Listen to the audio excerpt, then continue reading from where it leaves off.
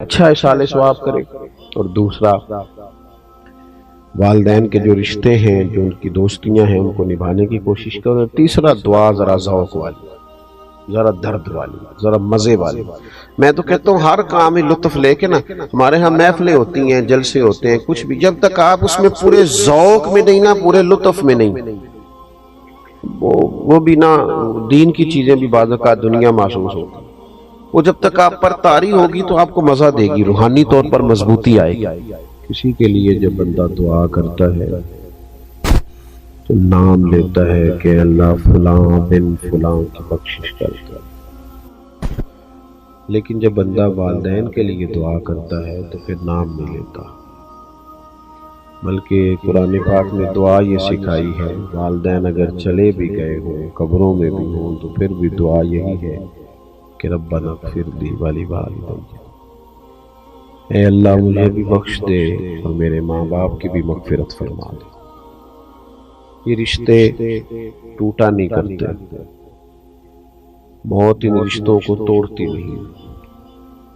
جس طرح ماں باپ کے ساتھ زندگی میں رشتہ موجود تھا، اسی طرح ان کے انتقال کے بعد بھی ان سے رشتہ بندے کا موجود رہتا ہے۔ اعلیٰ حضرت فاضل بریلوی رحمۃ اللہ علیہ نے 12 حقوق کم و بیش ایسے بیان کیے ہیں جو ماں باپ کے انتقال کے بعد بھی اولاد کے ذمہ رہتے ہیں۔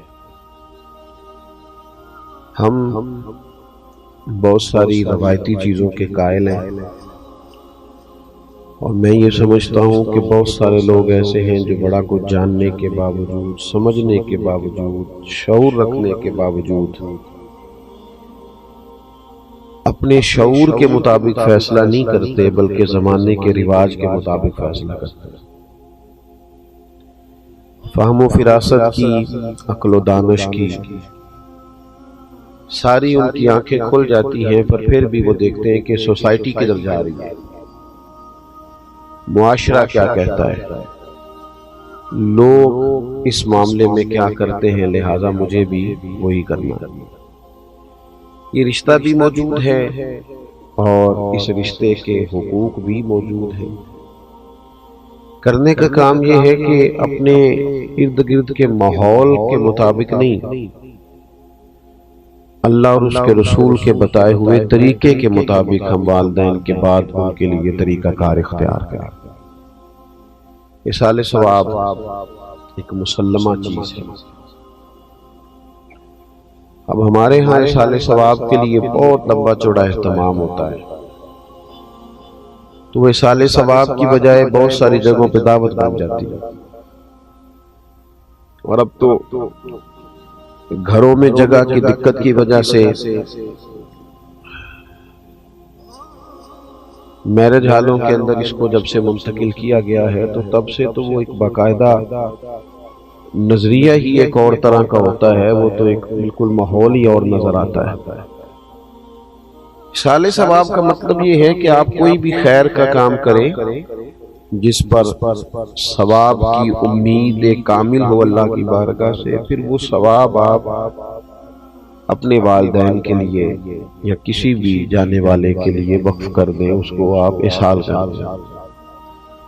اور نبی پاک علیہ الصلوۃ والسلام کی خوبصورت تعلیمات میں اس کے ہمیں طریقے ملتے ہیں۔ حضرت سعد رضی اللہ تعالیٰ عنہ نے عرض کیا، یا رسول اللہ صلی اللہ تعالیٰ علیہ وسلم، میری والدہ کا انتقال ہو گیا ہے، وہ ایک غلام آزاد کرنا چاہتی تھی۔ یا آپ نے کبھی پرندوں کو آزاد ہوتے دیکھا ہے؟ کچھ لوگ پرانے زمانے میں پرندے آزاد کراتے تھے پیسے دے کے، کسی نے اگر پرندے پکڑ لیے تو وہ اپنے شوق سے، کہ ان کو، اقبال نے پرندے کی فریاد بھی لکھی ہے نا، آتا ہے یاد مجھ کو گزرا ہوا زمانہ، وہ باغ کی بہاریں، وہ سب کا چہچہانا، پرندہ کہتا ہے۔ اب اس قید کا الہی دکھڑا کسے سناؤں، یہ ڈر ہے کہ فقط میں اس غم سے مر نہ جاؤں۔ کہ ہے ظاہر ہے مشکل کام ہے، پرندے لوگ آزاد کراتے تھے، بلکہ بعض لوگ یہ کہتے تھے کہ اگر کوئی قیدی ہو گیا ہے ناجائز مقدمے میں تو پرندے آزاد کرو، اس کی برکت سے اس پر فضل ہوگا۔ بہرحال پرندہ بھی جب آزاد ہوتا ہے تو وہ محسوس کرتا ہے کہ میرے پر کھل گئے ہیں، میں اب دنیا میں لوٹ آیا ہوں۔ غلام قیدی ہوتا ہے، اور ایک روایت میں یہ بھی فرمایا کہ مقروض بھی قیدی ہوتا ہے، جس پر قرض ہوتا ہے وہ قیدی ہوتا ہے، حدیث پاک میں موجود ہے۔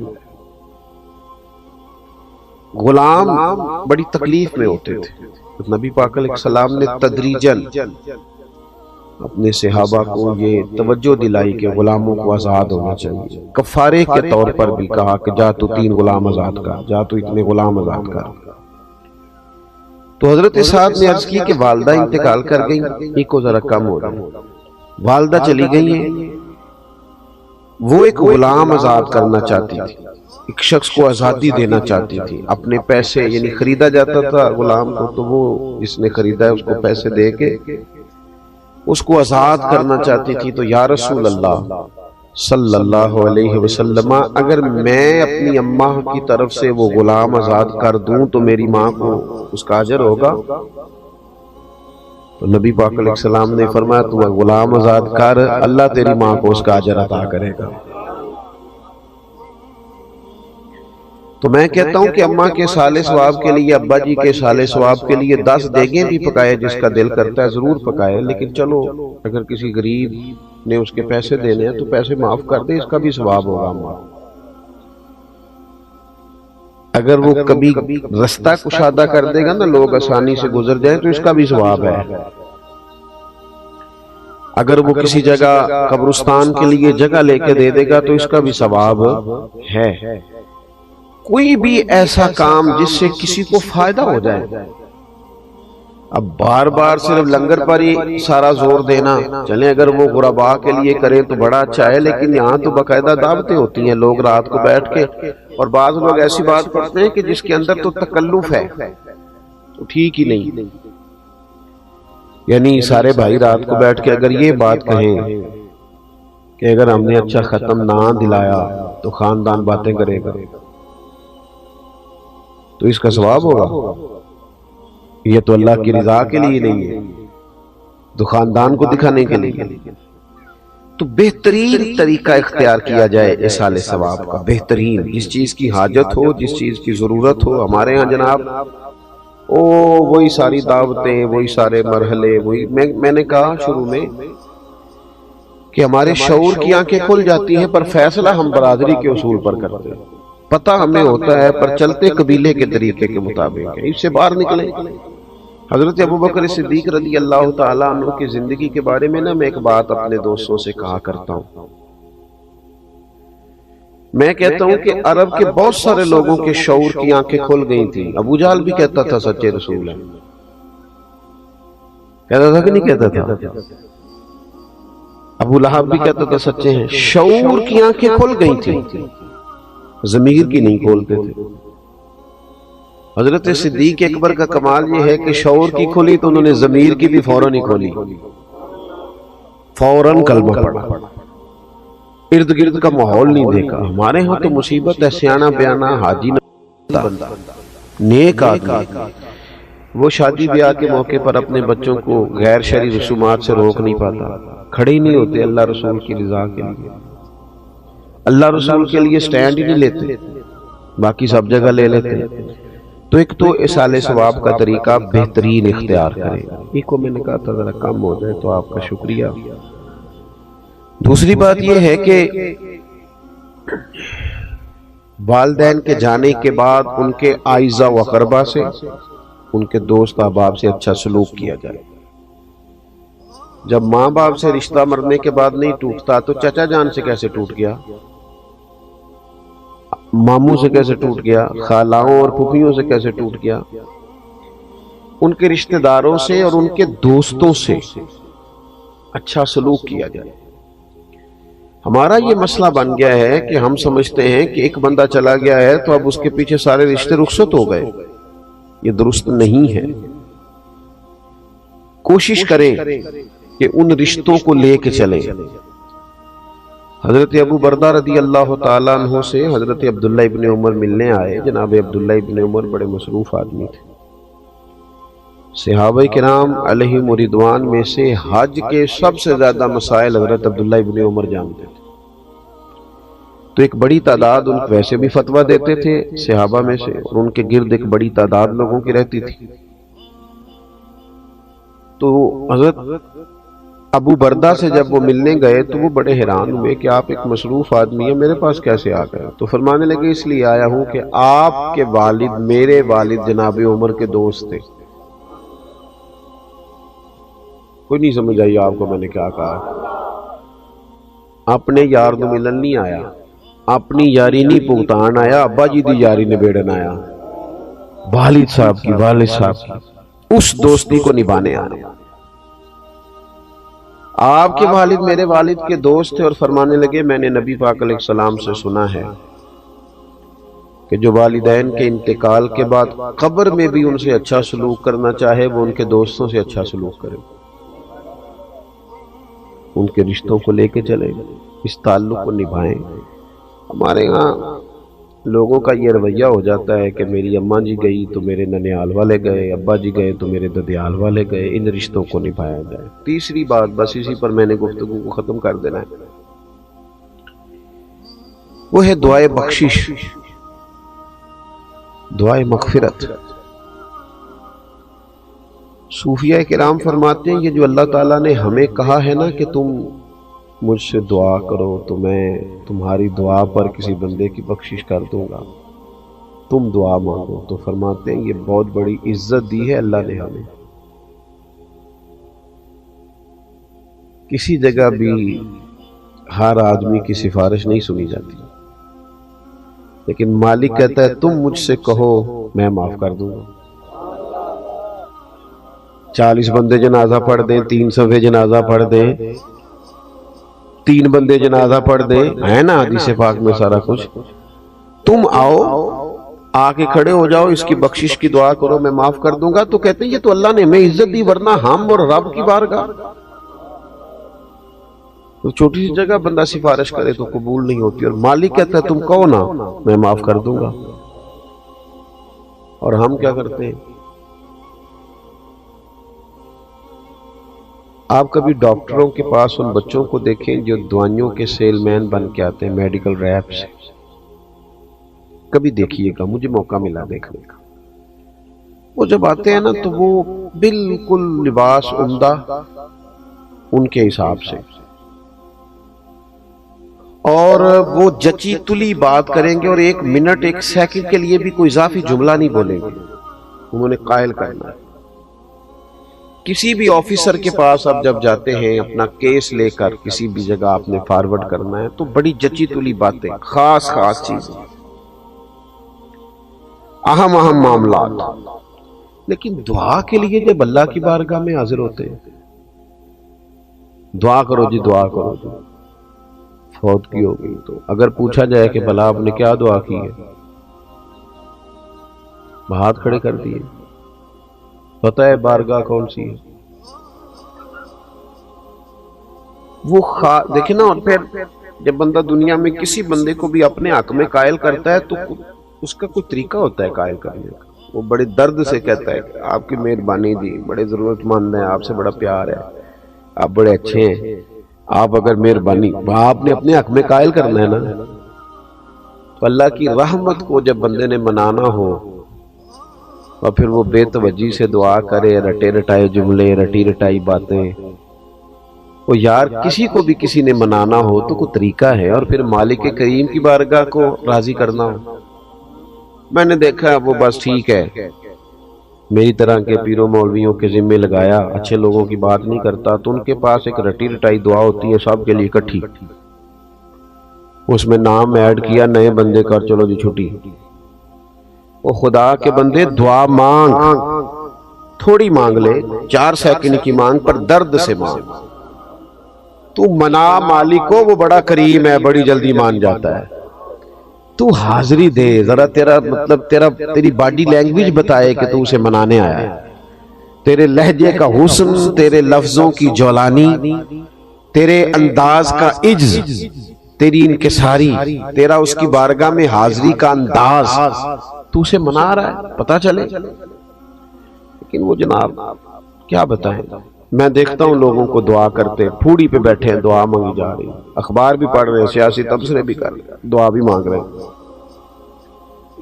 اور پھر اس کے بعد کہانیاں بھی رات کو سنائی جاتی ہیں، بڑے تعلقات نے جی اللہ دا فضل ہے جی 15 دن ہو گئے ہیں بیٹھے، لوگ آئی جا رہے ہیں۔ بھئی وہی آنا جانا تو کوئی کمال نہیں ہے، آپ تو کسی کی دعا کے لیے بیٹھے ہیں، یہ بتائیں کہ آپ نے کس درد سے مانگا، آپ کو پتہ ہے؟ حضور نے فرمایا قبر میں جو بندہ ہے وہ اس طرح ہے جس طرح کوئی دریا میں ڈوبنے والا۔ اس بات کی شدت کو ملاحظہ کریں، وہ اس طرح ہے جس طرح دریا میں کوئی ڈوب رہا ہوتا ہے۔ حضور فرماتے ہیں وہ انتظار کرتا ہے کہ کوئی میرے لیے دعا کر دے، بھائی کر دے، بیٹا کر دے، ماں کر دے، رشتہ دار کر دے، کوئی کر دے، وہ منتظر ہے کہ کوئی میرے لیے دعا کرے۔ تو وہ تو دریا میں ڈوب رہا ہے، آزمائش میں ہے، اور یہاں جناب موقع ملنے کے باوجود دعا نہیں ہو رہی۔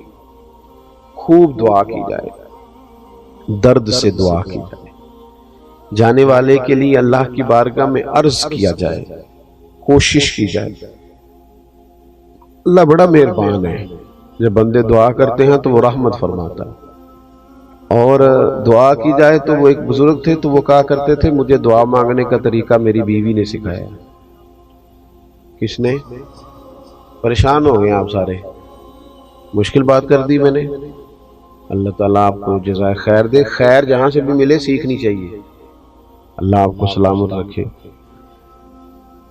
تو بیوی کے بارے میں تو ویسے ہی کہتے رہتے ہیں بہت سارے لوگ کہ تینوں سکھاندی ہے، تو بھئی یہ تو مطلب ویسے ہی ایک بات بڑی پڑھی لکھی ہے اور بڑی ضرب المثل ہے، تو آپ پریشان کیوں ہو گئے؟ وہ اللہ والے تھے تو انہوں نے اس کا اقرار کیا کھل کے، کہنے لگے مجھے دعا مانگنے کا طریقہ میری بیوی نے سکھایا۔ جناب کیسے؟ رب کا بندہ نہ اس کی لو لگی ہوتی ہے، کوئی بھی بات کر رہا ہو تو اس کی کیفیت کہیں اور ہوتی ہے۔ فرمانے لگے کوئی ضرورت تھی گھر میں تو میری اہلیہ نے، میری زوجہ نے مجھے کہا کہ کچھ پیسے چاہیے، گھر کا فلاں کام کرانا ہے۔ میں نے اسے کہا کہ ابھی میرے پاس نہیں ہے، کچھ دنوں میں پیسے آنے ہیں، آ جاتے ہیں تو تمہیں دے دیتا ہوں۔ 2-4 دنوں کے بعد خاتون خانہ نے پھر کہا کہ وہ آپ سے گزارش کی تھی کچھ پیسے چاہیے تھے، گھر کا فلاں کام، تو میں نے کہا بھی نہیں ہے میرے پاس۔ اب کہ اس نے وقفہ کم کر دیا اور اگلے ہی دن پھر پوچھ لیا کہ جناب وہ گزارش کی تھی پیسے، خواتین بار بار یاد بھی کراتی ہیں۔ کہتے مجھے غصہ آیا تو میں نے جھڑک ڈالا، میں نے کہا تو کیا مجھے ہر وقت پریشان کر دی، کہا ہے نا جب ہوں گے تو دے دوں گا، ڈانٹا میں نے۔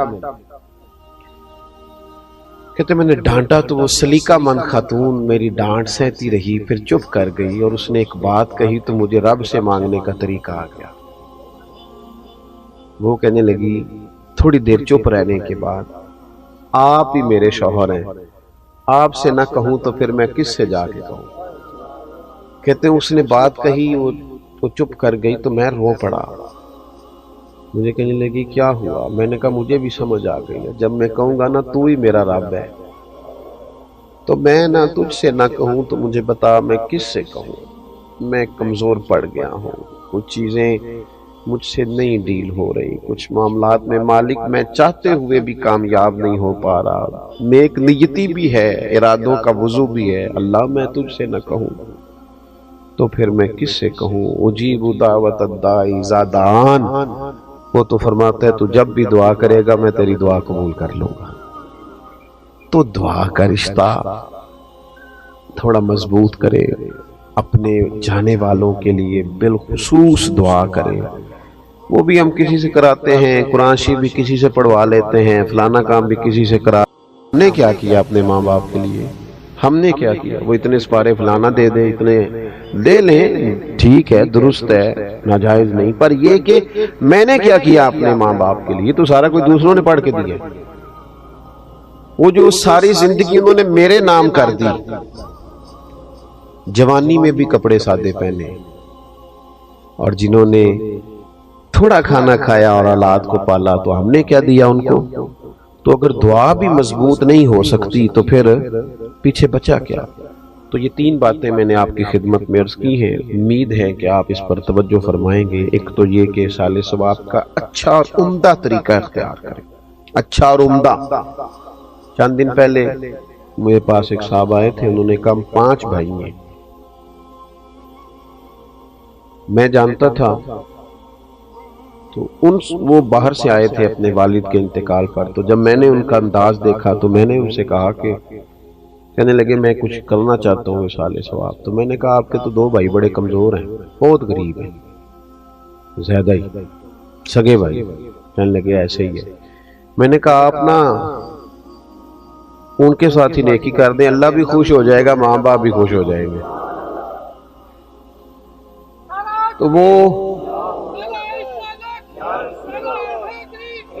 تو وہ مجھے کہنے لگے کہ مطلب یہ، میں نے انہیں کہا کہ یہ حوالہ میں آپ کو دکھاتا ہوں کہ حضرت ابو طلحہ رضی اللہ تعالیٰ عنہ نے جب اپنا باغ پیش کرنا چاہا تھا تو نبی پاک نے کہا تھا اپنے رشتہ داروں میں بانٹ دیں۔ تو گھر میں بھی نیکی کریں گے تو اس سے بھی اجر ہوگا، تو اچھا اصال ثواب کریں۔ اور دوسرا، والدین کے جو رشتے ہیں، جو ان کی دوستیاں ہیں، ان کو نبھانے کی کوشش کرو۔ تیسرا، دعا ذرا ذوق والی، ذرا درد والی، ذرا مزے والی۔ میں تو کہتا ہوں ہر کام میں لطف لے کے نا، ہمارے ہاں محفلیں ہوتی ہیں، جلسے ہوتے ہیں، کچھ بھی، جب تک آپ اس میں پورے ذوق میں نہیں نا، پورے لطف میں نہیں، وہ بھی نا، دین کی چیزیں بھی بعض اوقات دنیا محسوس ہوتی، وہ جب تک آپ پر طاری ہوگی تو آپ کو مزہ دے گی، روحانی طور پر مضبوطی آئے گی۔ بچھڑ گیا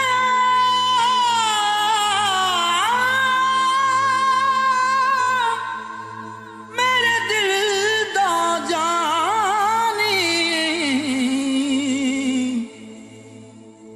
تے میں ککھاں وانگر رل گئی، پھلاں نال نازک جندڑی میری وچ کنڈیاں دے رل گئی، غم سجنا دے مار مکا،